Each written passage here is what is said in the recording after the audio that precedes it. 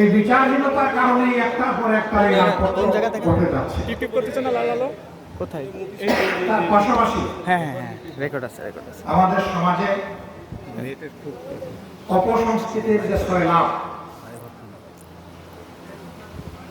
আমার সম্মানিত সহকর্মী বাংলাদেশ জামাত ইসলামের নায়েবে আমির জনাব ডাক্তার সৈয়দ আব্দুল্লাহ মোহাম্মদ তাহের বলেছেন, ভারতীয় আকাশ কুসংস্কৃতির সুবলে ঘরে ঘরে আজকে এই নির্লজ্জতা এবং বেহায়াপনা ছড়িয়ে পড়েছে।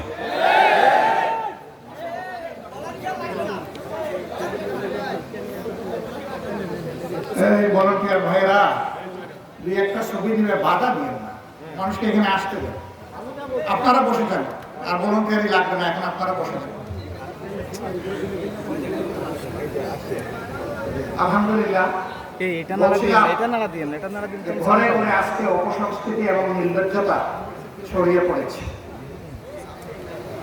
মেগা সিরিয়াল, আপনি নড়তেছেন কি? শর্ট ফিল্ম, এই দুইটার মাধ্যমে আমাদের গোটা সংস্কৃতিকে, সামাজিকতাকে, পারিবারিক বন্ধনকে, সব কিছুকে তছনছ করে দেওয়া হয়েছে। যে শিশুটি লাঞ্ছিত হলো সারা বাংলাদেশ, যার কারণে আজকে লজ্জিত, তার আপনজনেরা তার এই সর্বনাশ সাধন করেছে। মানুষকে এই পশু স্তরে নামিয়ে এনেছে এই সংস্কৃতি।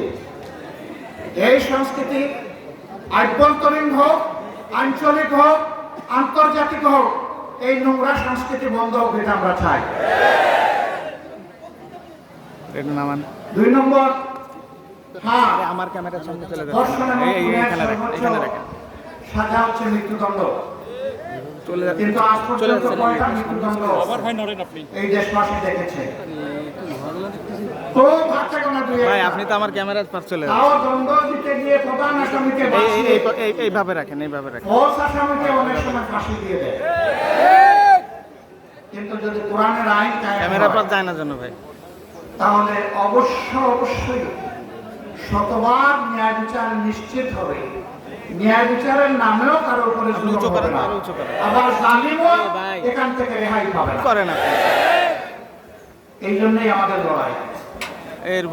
আমরা এই শিশু হত্যাকারীদের দ্রুত বিচার শুধু দেখতে চাই না, বিচারের রায় কার্যকর হয়েছে তা দেখতে চাই। আমরা বলেছি সর্বোচ্চ 90 দিনের ভিতরে বিচার, রায় এবং তা কার্যকর আমরা দেখতে চাই। অনেকে বলেছেন 1 সপ্তাহ, দেশের আইনে 1 সপ্তাহ হবে না।